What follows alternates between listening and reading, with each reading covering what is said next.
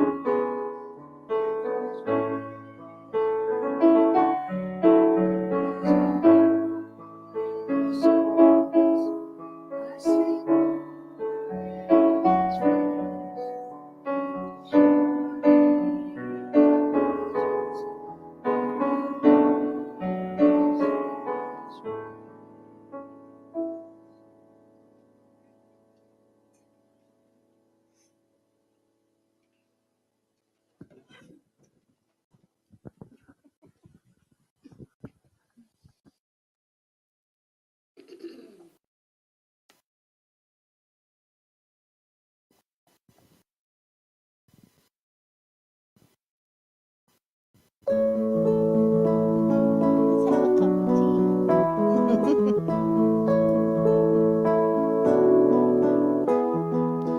Maybe your jacket is a hand-me-down.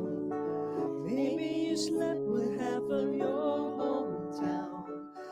In a world of squares, maybe you're just proud you can be everybody's cup of tea. Some like the bitter, some sweet. Nobody's everybody's favorite, so you might just as well make it how you please. You can't be everybody's cup of tea. Maybe you're working in a hotel bar. Maybe you're still driving your high school car. Maybe you still don't know who you are, but you can't be everybody's cup of tea. Some like the bitter, some the sweet. Nobody's everybody's favorite, so you might as well make it how you please. Maybe you married the wrong person first. Maybe your hair's way too long. Your sister's in jail. Maybe you failed out of college, but hey, life goes on. We've all got the right to be wrong.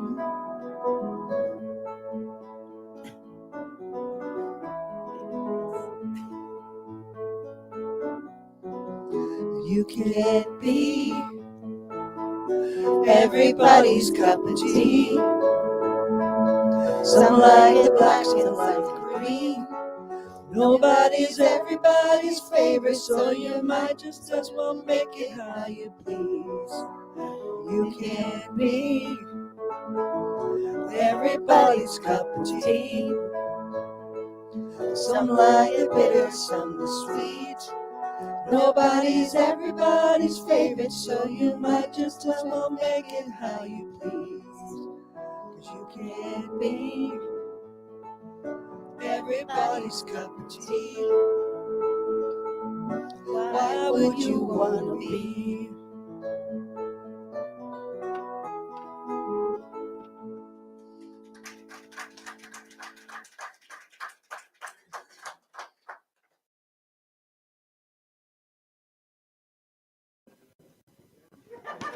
I know, I do too.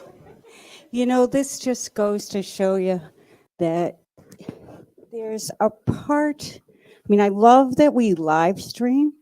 I think it's wonderful that we reach people out in the world that can't make it here. And it is really different when you're in the room when somebody sings a song like that. That's wonderful, especially the opening line. Man, I can so relate to it. So, good morning, everyone. It's wonderful to see everyone here. I hope that everyone who's watching us live stream is having a great day. Um, it's beautiful here in Dover, New Hampshire. So, let's see. Good morning, Barbara. Good morning, Tracy. Love to see Barbara here in her wonderful colors that she always wears. Geez, I would like to welcome new listeners. New listeners, if you have questions, feel free to write in the comment section. Or also feel free to look us up at Unity of the Seacoast. Email us or call us, and we're happy to connect with you. I would love to hear from people from the community. Please silence your cell phones if you haven't already silenced your cell phone. It's a good thing to look now and see if you silence your cell phone. Now, if you're anything like me, often you can think, I did silence my cell phone, and then you realize, no, I didn't. The daily word today is generous. The abundance of the world flows through me. I am securely in the flow of prosperity when I receive graciously and gratefully and share my abundance generously.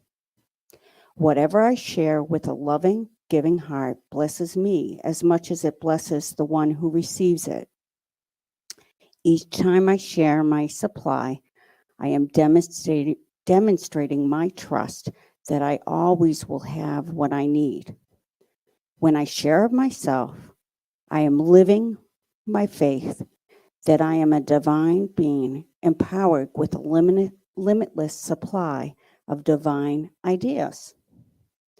The richness of an abundant universe flows through me.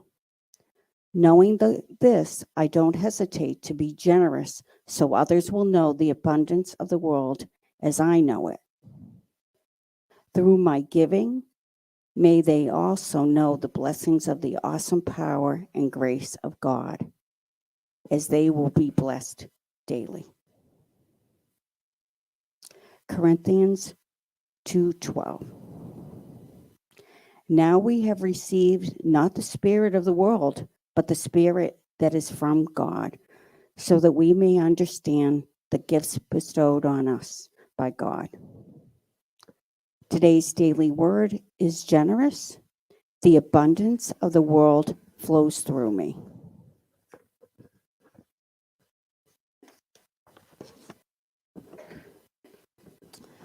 I'd like to say our mission statement, if you'd like to say it along with me. We are a loving, nurturing community dedicated to being a positive path to spiritual living, to awaken oneness with God within us all. So I'm thinking about our mission statement, and I would really love it if maybe we could pass out paper someday right before the broadcast and have people write down things they think we could do that would be in alignment with our mission statement. I think it would be wonderful to think of that and to have us work on that. So I just want to say some of the things that we have going on here at Unity also during the month, in between us broadcasting services and doing the live service here. We have a meditation on the first Monday of each month at 7 p.m. Charlie Richard does the meditation. It is on Facebook Live only, not on YouTube. We are broadcasting today on YouTube and on Facebook Live, and you can reach us. The easiest way to reach us is to go on unityoftheseacoast.org. There is a button there. You just push the button and you get to today's service. And probably the people watching the service know this. the people who aren't at the service yet, they haven't figured it out. But hopefully they will, just a little delayed. It's kind of a funny thing that we say that.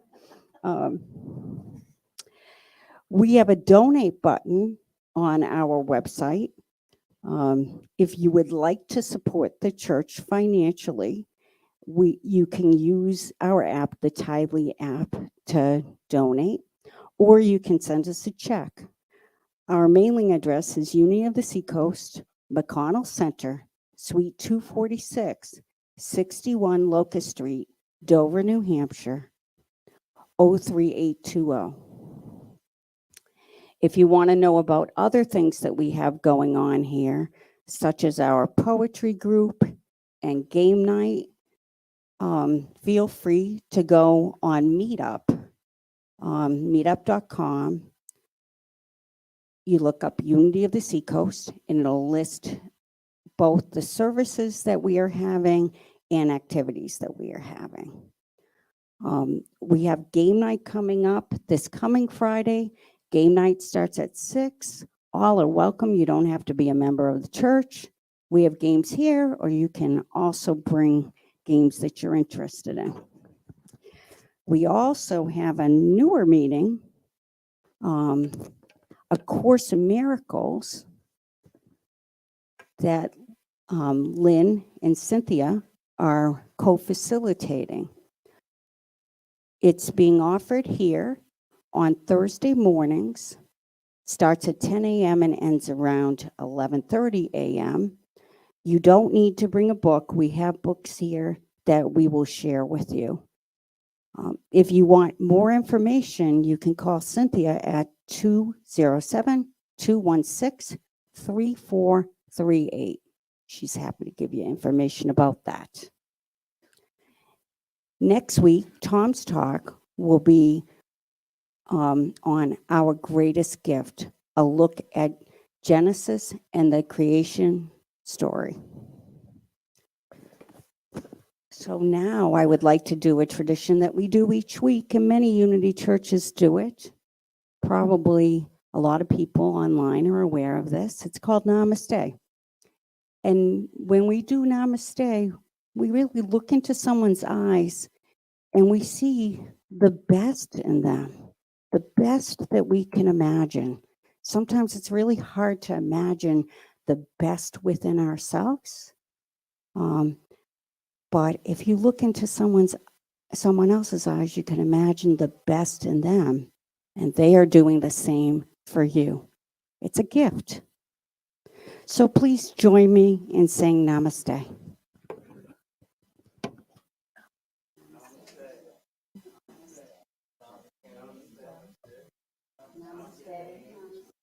Namaste. Namaste.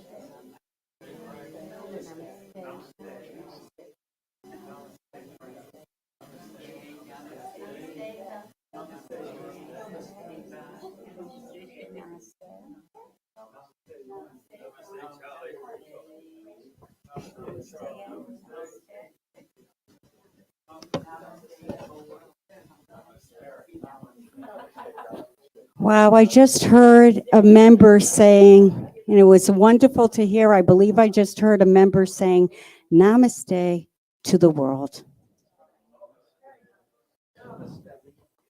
Namaste, everyone.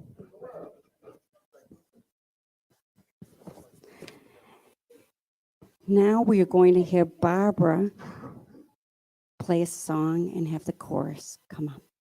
Thank you.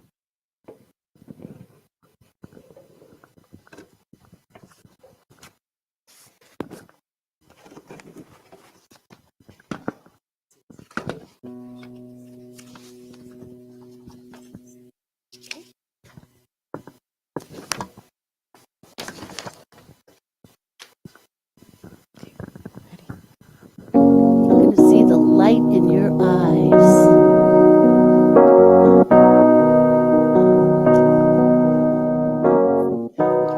Something is happening. Everything's different. Everything's fine. Yeah. This is the good stuff. Yesterday's only what you leave behind. It's only in your mind. You gotta talk to the one who made you. Talk to the one who understands. Talk to the one who gave you all of the light in your eyes. All the light in your eyes. No use pretending never existed until you saw the light. Yeah, you're just beginning. You haven't missed it. It's all ahead of you. You know what to do. You gotta talk to the one who made you. Talk to the one who understands.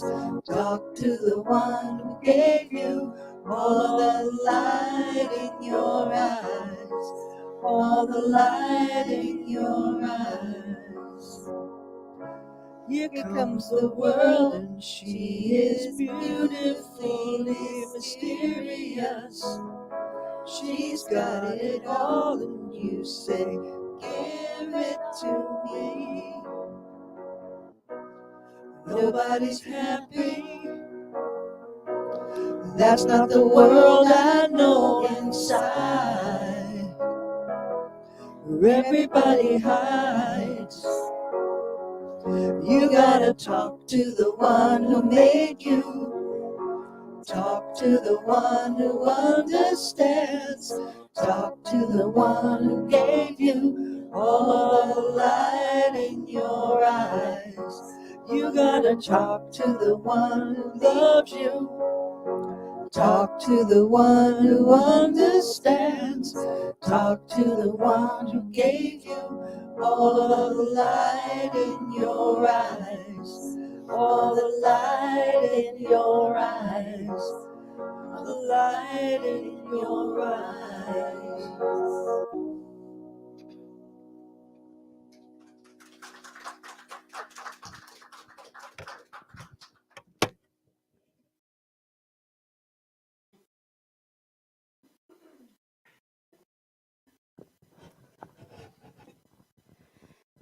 So I love that song. I love thinking about the light in people's eyes and when we just shine bright with our energy. It's a gift that Unity and people from Unity have given me since I've started coming here. I feel like I shine more brightly when I'm here. Part of that gift I've gotten from our wonderful minister. I feel like one of the things that Tom does really well is he sees the best in us. Not every second, for sure. You know?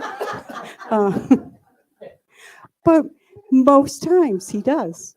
And it's wonderful. It makes you, when you have people in your life that see the best in you, then you start seeing the best in you. And that's a gift that we have from coming here. And part of our mission statement, I think, is to spread that gift. So that's my hope for this year. And just before I introduce Tom, I'm going to introduce Tom. I just realized it's an important member of our group's birthday today. And it's a really, you said it's your 80th birthday? Let's put it this way, I belong to an exclusive club now, Octogenarian. Woohoo! And this may sound like a backhanded compliment, and I don't mean it this way at all, but Ernie comes up on my Facebook feed, and every time I see you on my Facebook feed, I think, wow, Ernie looks even better now. I mean, you really do. So it's wonderful. Um, Ernie Spirit talking about a light shining bright. You know, I just hope that when I turn 80, I have the energy and spirit that you have, Ernie. Thanks for being here. Thank you for your best wishes, and thank you all for being in my life, back in unity, and I'm loving it. Yeah, that's great. Woohoo! So now we'll have our spiritual leader. Oh, yes, Sharon. Yes, before you begin, I would just like to invite everyone after this wonderful service that we're having to stay in here if you like, because we're probably safe to prayer for his healing. And we just felt it might be a little more powerful if we all gathered together and did a communal prayer.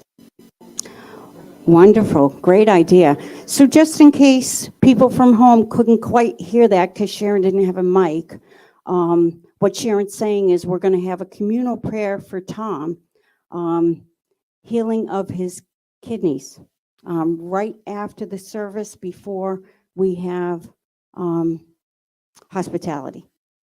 Okay? So now let's welcome Tom up.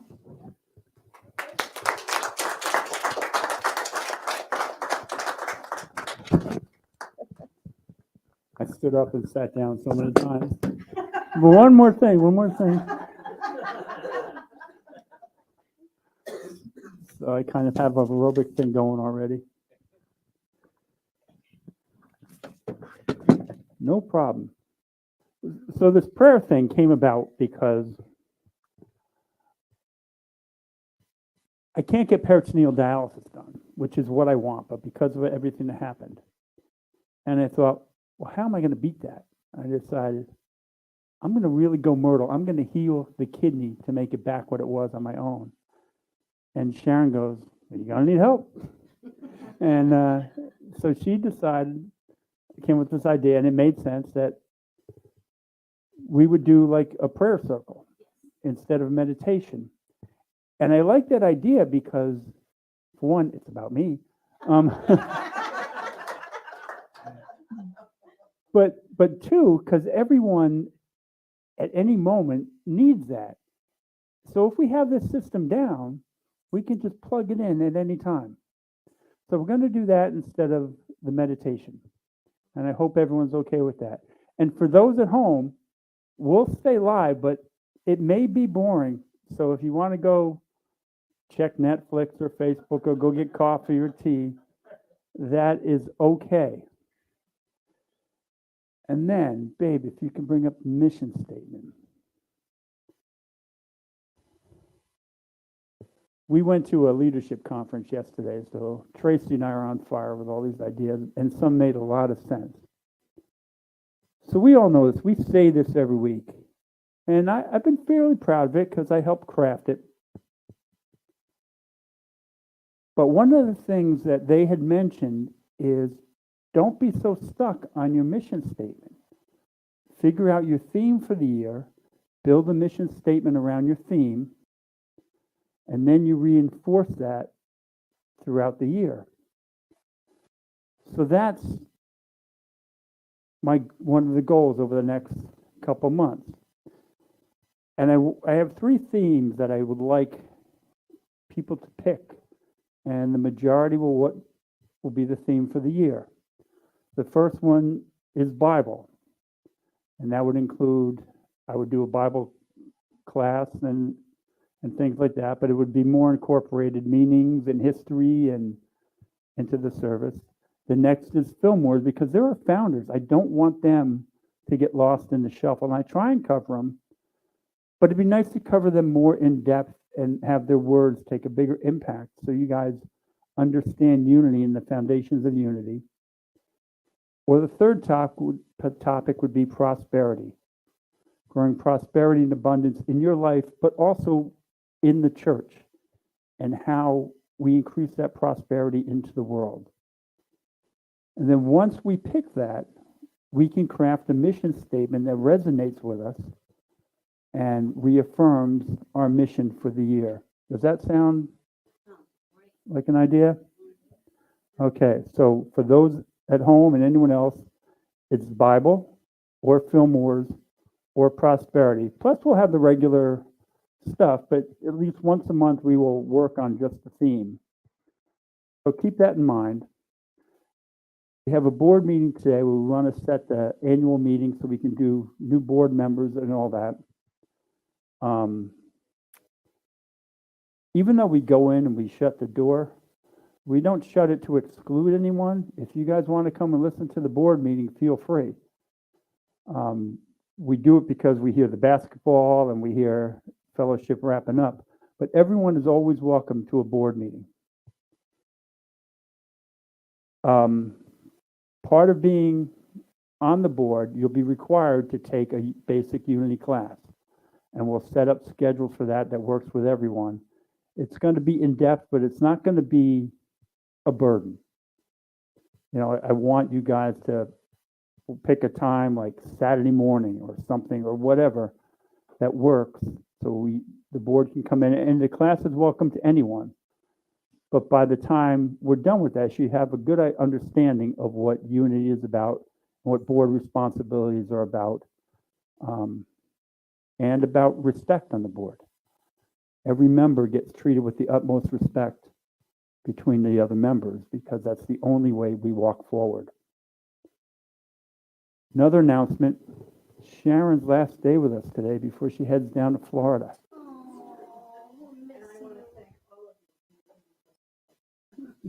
Sharon, we are humbled by your presence. I love you so much. Yeah. So can we give Sharon a round?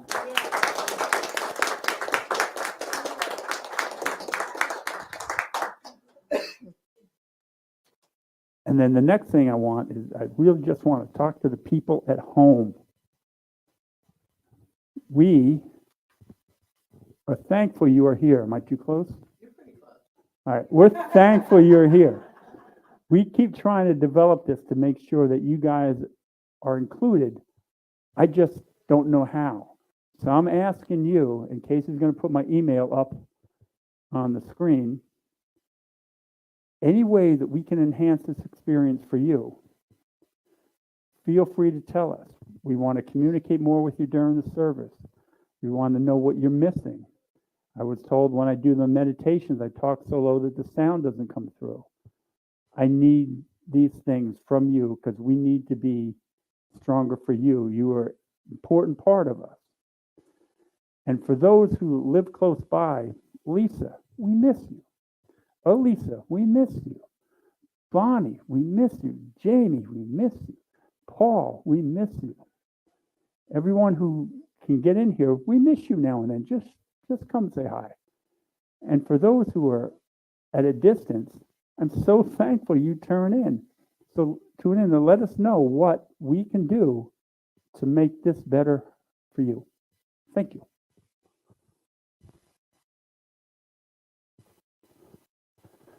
And now that I've killed all that time, I will start my talk. So my talk is something I touch on often, and even the opening statement I touch on often. But these things are important to me. It's about becoming your best nature. So we all know, and we've talked about it, sin means to miss the mark, and it's new to some, but not to others.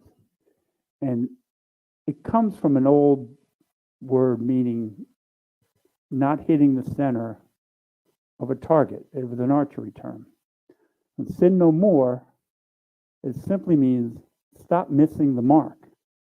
Stop doing the things that take away from your best nature, that go against yourself. It's not the hellfire, the evil and dire understandings like we were brought up to believe. It just means stop doing the things that go against your Christ-like nature. Stop missing the mark. Stop doing things against your best nature. Your highest nature is your Christ nature. Does that concept make sense to everybody? Your Christ nature is what Jesus is teaching us. And Christ is an attainment. It's not a title, and it's not a name. It was Jesus the Christ, and somehow it got morphed to Jesus Christ. And if you're uncomfortable with having a Christ-like nature, then substitute Christ with the word best. Attain your best nature. And that's what sin no more means. Stop missing the mark. You know when you're going against your best self. When Jesus said, sin no more, notice he never told anybody what their sins are. Because we all know those things that we do that go against our best nature. He's just telling them to stop doing it. We all know when we're working against God. Anything that separates ourselves from our best nature is working against God. And anything that's working against God is separating ourselves from our best nature. Jesus knew his weakness and his human frailties when he entered the desert to test himself. His personal sin meant not succumbing to his human weaknesses, not to give in to temptations that lead from his best nature, his Christ nature. And he leads by example. So knowing this, think about what do you need to understand about yourself to achieve your best nature. Inside, we know when changes are needed. We know when we need to be kinder. We know when we need to treat ourselves or others better. We know not to use harmful self-talk. Or do we judge others? Do we complain? Do we apply guilt? Do we expect others to know our thoughts? Do we live in victim consciousness? Why does life always happen to me instead of I'm making life happen? There are many ways that we lead ourselves away from our best nature. We're more apt to change the TV station than we are apt to change the perception of ourselves. One of the most magnificent events in nature, and it's been used over and over, is a caterpillar is changed to a butterfly. But the caterpillar lives a whole life as this thing, and then the caterpillar comes to an end, and another life happens. And in between, there's the cocoon. The cocoon from the outside looks like some just void. We would just watch it, this empty cocoon. And if at the end the caterpillar came out a caterpillar, that would be the most least spectacular thing in nature.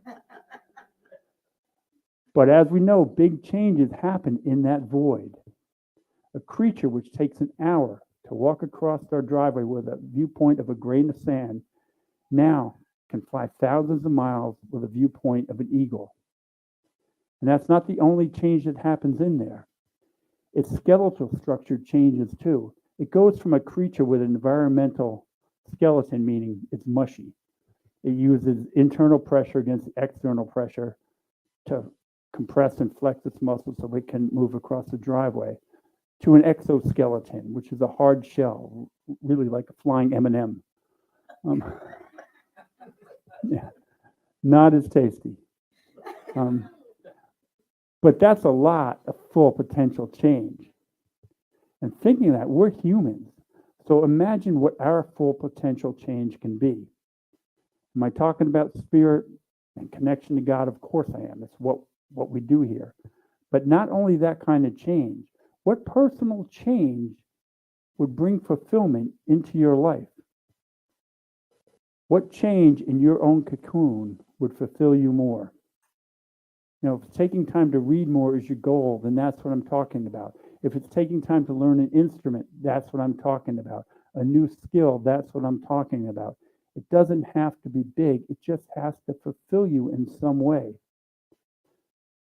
People get fulfillment from all sorts of things, from knitting, from repairing things, from listening to music, to walking in the woods, to sitting by a fire in their backyard, or simply just sitting and listen to that still, quiet voice in their head.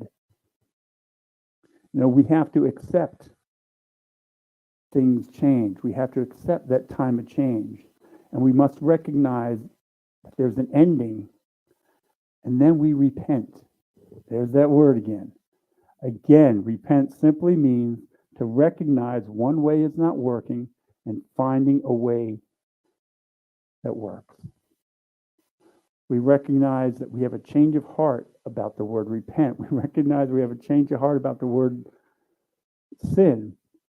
But we recognize in our lives that change and say that I recognize a part of my past that does not work and I change.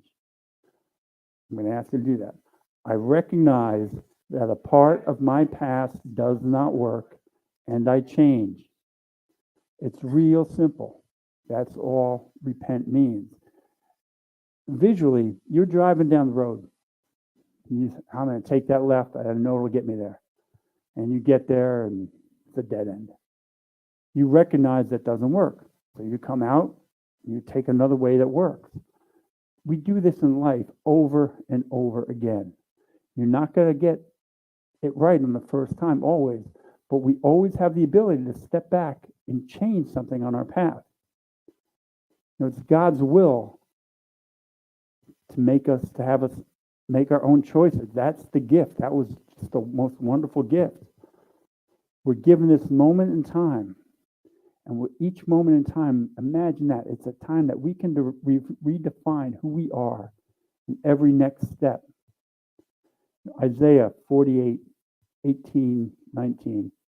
Forget the former things. I do not dwell in the past. See, I am doing a new thing. Now it springs up. Do you not perceive it? I am making my way in the wilderness and the streams in the wasteland. What that's saying is we're taking the steps. Sometimes we know we need to change, but we're not aware of what it looks like. That's making your way in the wilderness, trusting that we can just take the next step, trusting that we know that the path is there. I look at it as you're driving at night, and you can only see the edge of the headlights, but you know the road's there. You know if you keep pressing through, you will get to your destination. Sometimes daylight comes and you can see the path clearly, but other times you just trust. And in this time, when we get an emptiness or a void or stalled, honor that. Buddhists call that the sacred emptiness, but we call that Sabbath. Sabbath is a time of rejuvenation. It's a time that we take an ending and we set aside a break before we start the beginning of the next part. That's the concept of a week. A week ends, there's a break, and then we begin the new week. Observing the Sabbath means being aware of the time between the ending and the new beginning. It's a void of change, and we must be aware to regenerate and rejuvenate ourselves during this time. Take the Sabbath to be a better you. If you can't solve something, I like to say just drop a little Sabbath in there. Take time to sort it out. You've heard me say, take 3 days to act or react to something. Do that. Again, unless it's an emergency, if you're standing in the road and the truck is coming, don't wait 3 days. But beyond that, take time to allow a solution or a path to a solution to present itself. The Sabbath makes you a better you because we can reflect on the past, but we cannot start a new beginning until the Sabbath is over. And then when you recognize you're in the Sabbath, look back at your past, make your plan for the future, trust in that, and then get back to the now. You know, Matthew 6:34 says, therefore do not worry for tomorrow will worry about itself. Each day has enough trouble of its own. Not saying forget about tomorrow. It's not worry about it. You not worry about tomorrow by setting a plan and trusting in the plan. And then you get back to today. Should the plan need adjustment? Make adjustments. But we all plan vacations. We all plan to pay our rent, our mortgage. We plan the first day of school or getting our kids off to school or what our career choice will be. But make that plan, trust in it, and then get back and enjoying life. We focus on today, the now, and what we do to live in each moment, because each moment will get us to that tomorrow. And if we don't live in the now, and we live in the past or the future, we start repeating things from the past over and over, and life never changes. Recognize your triggers.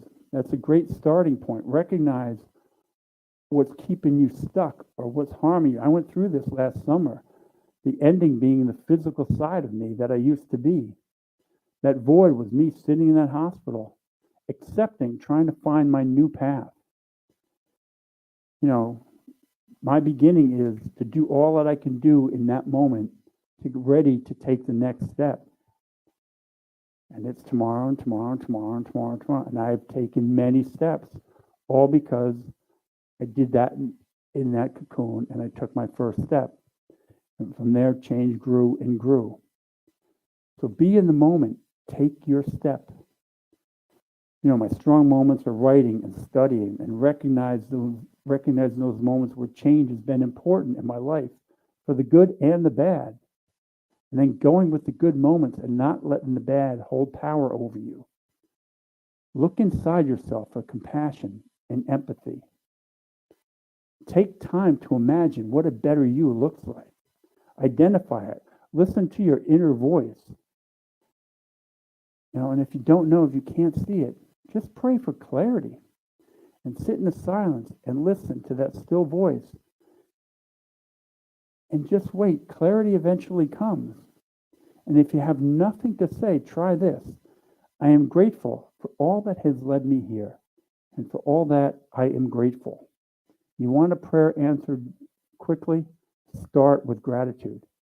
Say to someone who shows up, I'm so grateful you're here. I knew you would help me. You make me feel better. I'm better. You lift their day, you lift yours. God works the same way. Tell God you're grateful. God wants to give you more. Tell God, I don't like what you're getting. God's going to say, okay, I'm not getting anything you like. So it works. Be grateful. Say things like, I affirm my faith. I affirm with faith and zeal for my true nature. I affirm clarity and wisdom unto myself. Prayer doesn't have to be hard or lengthy. It just has to come from the heart and come from faith. Faith in God working through you. Faith that the answer to a prayer exists. And all you have to do is then hold yourself open to receive. Only you know what changes that you need to have to occur in your life. Only you know your efforts. My guitarist friend, only he knows the years of effort that he put into it. And he did it all for the now moment. Each time he learned a scale or a progression and learned a new song, he felt joy in that now moment. But now that now moment is 30 some years into playing. And that now moment is a gift for everyone else who sits and enjoys it in that moment. The joy is always in the now. There are 17 years of Jesus' life that are missing. They call them missing years. Books have been written about it. Classes taught about it. And it's fun to ponder. But they're a blip or a bunch of meaninglessness. It is Jesus' now that matters. His past moments were as fleeting as ours. But his thoughts, his lessons, and his words are what last. And those are what comes into the now. What he did during that void that set his mission, we may never know. But we only need to know his now moments because they speak to us. And for us, we only need to know our now moments during our life. It explains in Deuteronomy that 40 years people were tested in faithfulness. They were tested to see what their life could be. And I'm talking about when Moses took them through the desert and they were lost for 40 years. It was to have faith, to learn that God would provide for them and for them to know what was in their hearts. What does that mean to us? Well, it means using the time to quell the rumblings in us that separate us from God, to overcome the thoughts that keep us from our better self. A lot of work goes into the void. Moses, he can see the promised land, but he can't get to He can't get there. It's right there, but he's not allowed to get there because his vanity over water kept him from entering the promised land. We each have things that keep us from entering into our own promised land. Try and identify what those things are. Take time for a new perspective. Remove the glare of lights and all the busyness that goes around and look deep into the water to see what's under the surface, to stir up what's hidden from view. Let go of what we've been conditioned to see and try and look at life for you as it really is for you. Embrace the void and experience it fully. If not, what we resist persists. If we embrace the usual way of life, we'll always get the usual way of life. If we walk in fear of the usual way of life, we're still going to get the usual way of life. Adopt a happy willingness to change, and that includes loving yourself. No self-recrimination. It's meaningless. Embrace the void and the experience it fully. Trust in God, trust in your inner wisdom, even when you feel hopeless. Start by seeking clarity. Don't force it. You can create a way, but you cannot push it to shore. Give it all it needs to grow. That's your new beginning, and take each step on your path. When you can take a big step, take it. But if you can't take a step, just take a step and embrace the new beginning. A beginning is just a starting point. You don't have to complete the race with the first step. And give yourself a break when the race is tough, because even a setback is a step forward in wisdom. God created each of us as perfection, as individual expressions of God. So he wouldn't make a mistake on you. He didn't create you imperfect. Accept that as your identity. You are a perfect creature from God. Life may have corrupted you along the way and cast self-doubt, cast this problem or this problem. But we're whole when we accept that we are whole. We are limited by the misconceptions and all the self-insecuring things or the other things that we accept about ourselves. Someone says, oh, you're not that, you don't dress well, or whatever. If you accept that about yourself, then it's a reality. If you say, I don't accept that, that's not attached to you. It also, a new beginning requires us to embrace the endings. And some endings are easy. Ending of being single, you're getting married, that's an easy one. Ending of college, you got a degree, that's an easy one. Driving after not having a driving license when you're a kid and you get your license, that's an easy ending. They all lead to happy moments. Other endings are harder to embrace. The death of a loved one, the end of a friendship, maybe the end of college because you're mourning that time that you spent with your friends or that structure that you've come to depend on. Our lives were lived around that social structure. It may be a tragedy that caused an ending, as an accident or an illness. Maybe the ending is losing a job. But those endings bring about fear because we have a fear when we have a new beginning. How can I live my life without my friends from school? My job was all I had. How can I go on? But for every ending, there's a new beginning, and the fear that comes with it. Accept that the ending is a starting point of something new. Then try and find a way to embrace it. That's the productive side of the void, when you accept the changes and that you're going to come out of it better than when you went into it. It's doing the work, fifth principle. It's finding the needed help. It's planning life beyond the ending. It's acknowledging God working within us, accepting God's purpose within us. The caterpillar had a purpose, and it's magnificent, but it's an inherited purpose. The life of a crawly thing then become a flying thing. Our purpose is a personalized expression of God. That's the most grandest of all purposes. Gives us freedom to choose. And it's also the scariest because we have the freedom to choose. All other creatures cannot turn away from their highest self the way humans can. We are the only creature that can bring down our demise just by our own thinking. We can bring down the planet or our personal demise. We are the only being that can co-create with God. We have dominion over all, and that includes ourselves.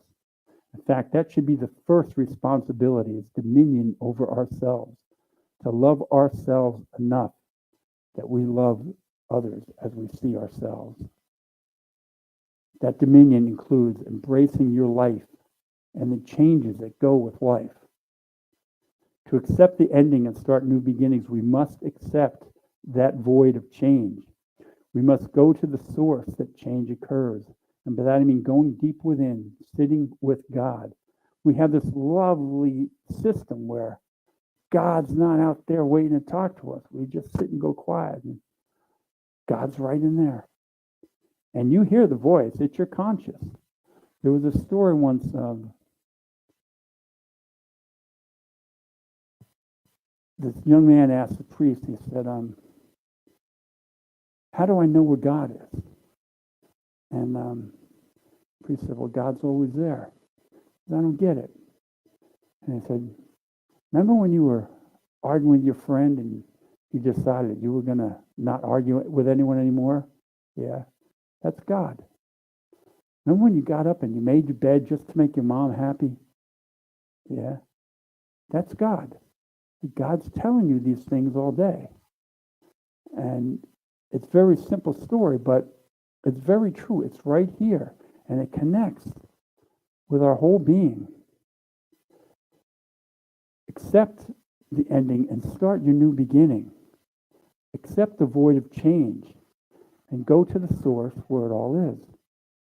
You know, we're in the midst always of a global transitioning, global endings, global beginnings, nation against nation, worldwide, whatever change.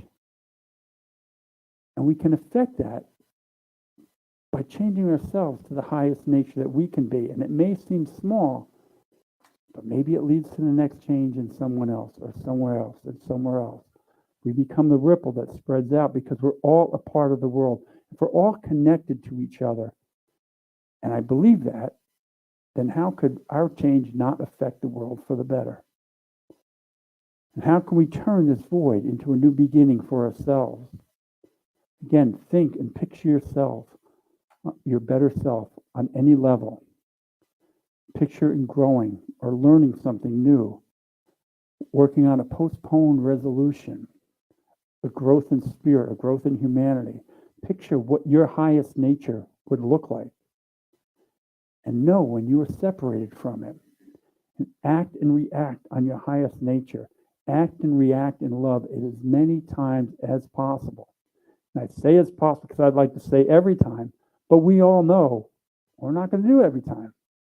We're going to get those moments. We're going to, but do it in as many moments as possible, and you get better at it, and you get better at it.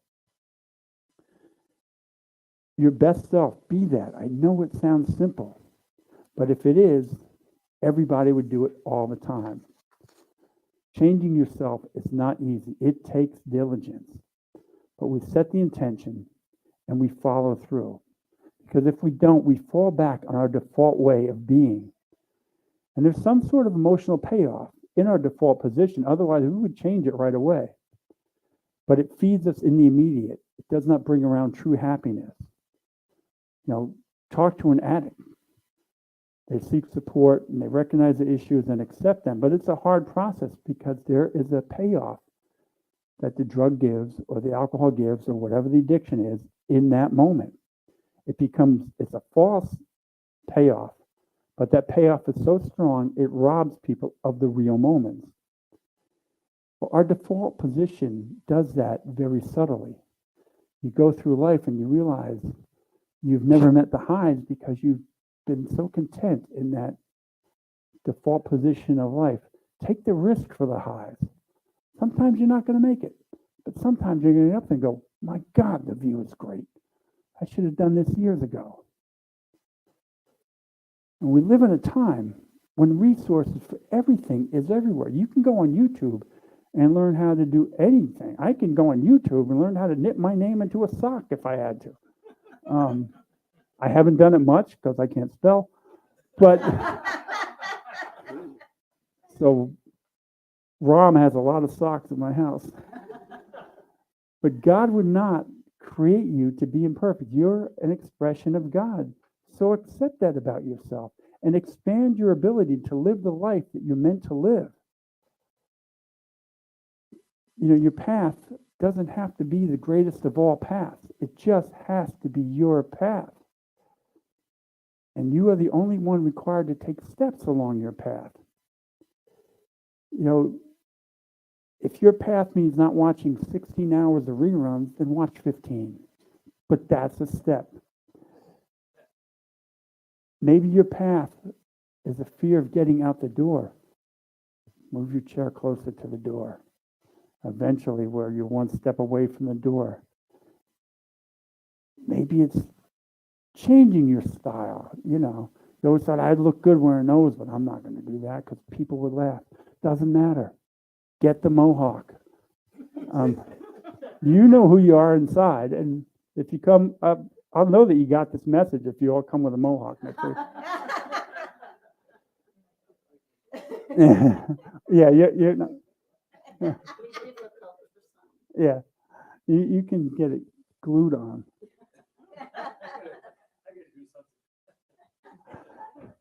But the most important step you can take is the first step. When I was in the hospital, my first step was getting up onto the scale. That was far more difficult for me than it is for me to go walk a mile. I don't care that I can walk a mile now. I can walk the mile because I took that first step. And that's what the path is like. You get to look back. You get to react and pick up yourself in each new moment.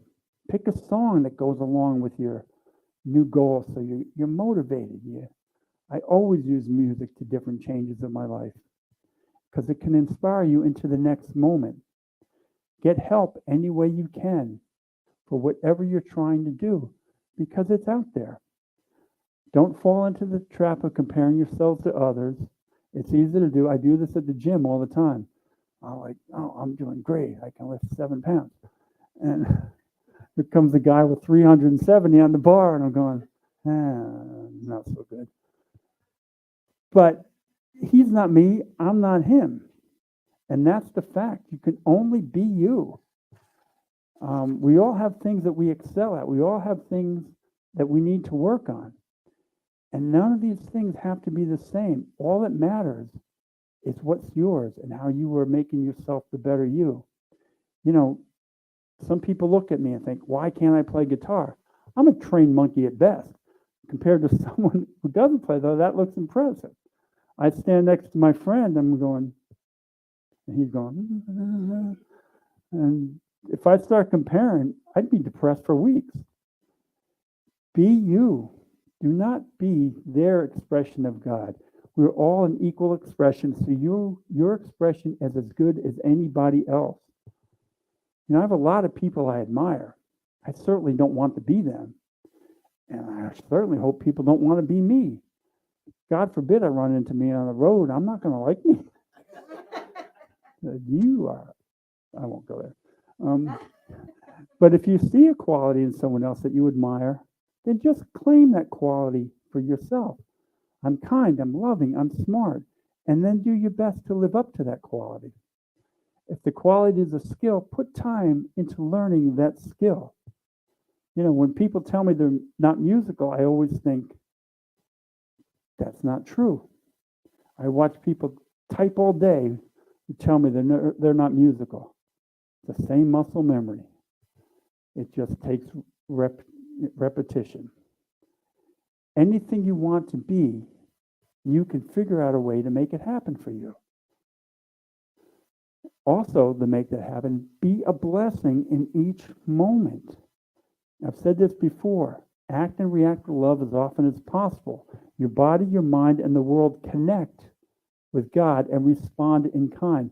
When you're a blessing in each moment, the world becomes a blessing to you. and it feeds and you grow and you're confident. So taking the steps along your path, whatever it is, you lead in confidence. The fastest way to get over self-doubt or self-pity or self-anything, help someone else. Go to a food kitchen, teach them a skill. It doesn't matter what it is. Pet a puppy, anything. It makes you better and builds your confidence. And then, as Tracy put it perfect in Namaste, see them in their best light. Really look at them, understand them. They need you to be seen that way. They need you to treat them in their best life. Lift them up or a word with a word or a thought. Resist arguing with a point, even if you know they were solidly wrong. Shut up. They don't need to be proven wrong. They're not telling you that so you knock them down. They're trying to lift themselves up. Allow them that moment. And when you do and you walk away happy and they walk away happy, you're better and you feel darn good about yourself. But also at the same time, you don't have to carry their burdens. There's that saying, not my circus, not my monkeys. Take it to heart for certain people because they love to draw you in and set their troubles at your door because there's a payoff for them, whether it's a argument and they want you on their side or whatever, trouble at work. Don't carry it. You don't need to. Things are not always so obvious, so take time to sort it out before you pick what you're going to carry and what you're not going to carry. And when dealing with people, be a blessing. It builds on itself. Being kind makes them feel better, makes you feel better.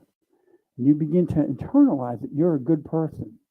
Helping others directly helps you feel about yourself, and it's such an awesome benefit. I mentioned that with grace. It's when you fill your pot, someone else's pot, and your pot fills up at the same time. You know, I've been a jerk. I've shown empathy, and I know how that's whittled away at my self-esteem and how I feel about myself. Be that kind person. Wear it like a badge. It may not seem like a big thing, but it lifts us up. Don't let it erode at you. Because remember, we're all equal expressions of God. Love thy neighbor extends to the world. So, thank you.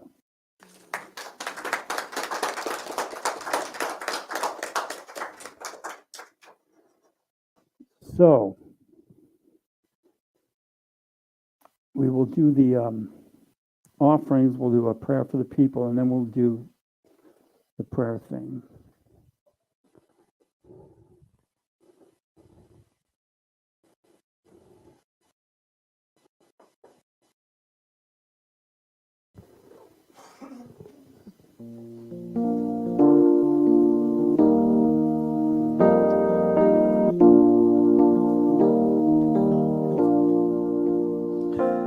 I'm happy, healthy, wealthy, and wise.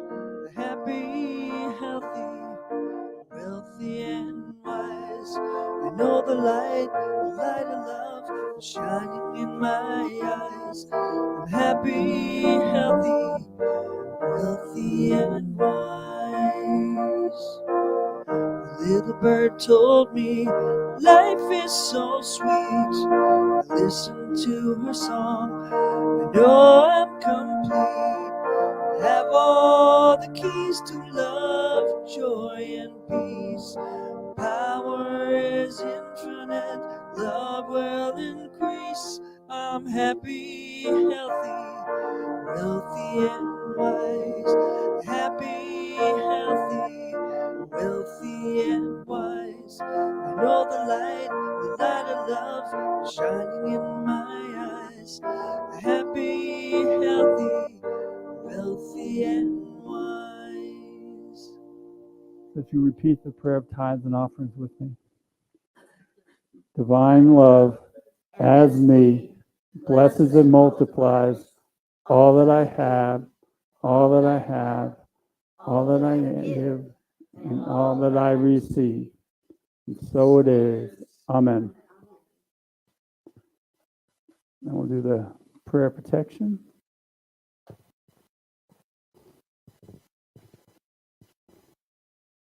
We're kind of ad-libbing this part of it. I see you gearing up and then pull back. The light of God surrounds me. The love of God enfolds me. The power of God protects me. The presence of God watches over me. Wherever I am, God is, all is well, and we are richly blessed. I said prayer of the people, and we were going to not do that. We're skipping, trying to get to the thing. But if there's anyone you're praying for, please write their name in the comment box or put it up here or email it to me, and it will go on our prayer list. And I hope you include the world, our leaders. There's wars going on, there's famine, there's starvation, and there's a lot of good in the world going on too. Never forget the a lot of good, because if we focus on the negative, we're not going to remember the good. So Sharon, how would we like to do this? You are much more experienced than I am, but I was thinking if we could just take a seat in the center. Okay. Okay.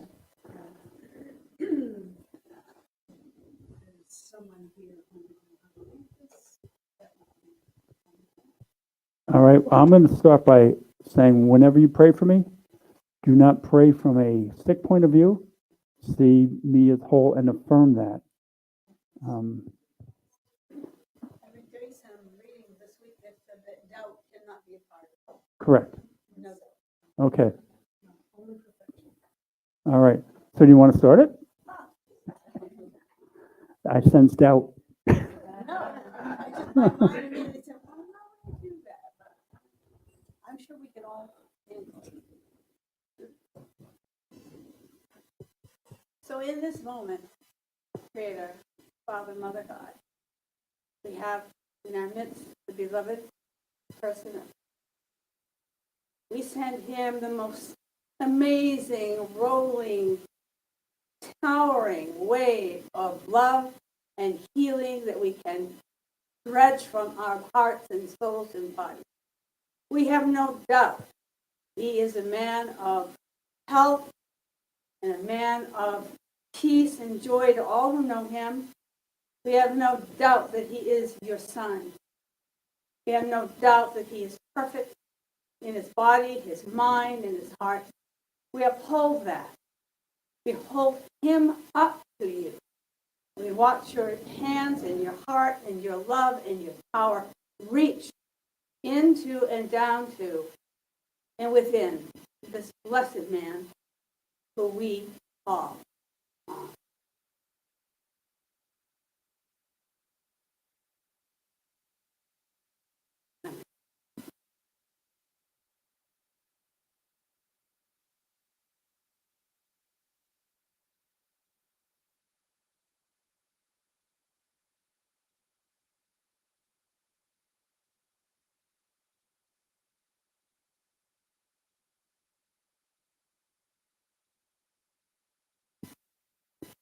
Anyone else like to say something, or we good with this? Just feeling it all working on a cellular level. Yeah. And it's being a whole kind of waterfall power. Gosh.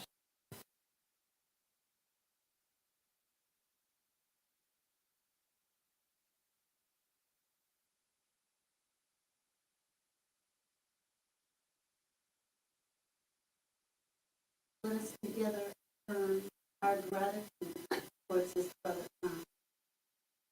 We are grateful for your blessing, kindness, his patience. Let this gratitude move with his life. Know that the divine is working in every cell in Tom's body and ours. And as we join, as we become one, the light, the love, the power, and the presence of God emerges in this.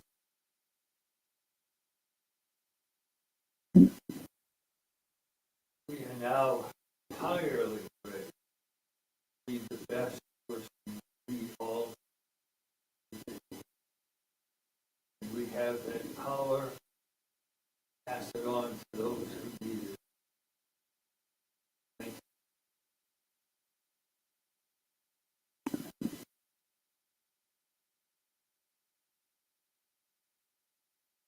His blood, sing your name. Forces through the pain. The rest of kidney that he used. I'll sing your name. May it bear your life. May it restore all.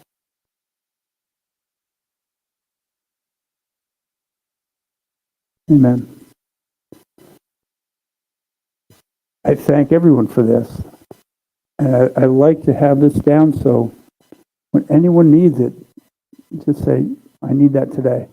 And we'll alter the service and make sure everyone gets prayed for in the way that they need it. Because this is about everybody. It's not about me. And I know when I asked for prayer in the hospital, they expected me in for 6 months. I was out in 2.5 weeks from that moment. And we're all we got. So, thank you. And I'm looking forward to going in when I do my blood work and I'm going, Tom, I don't know what happened, but your dialysis lines are coming out and that kidney is doing what it's supposed to.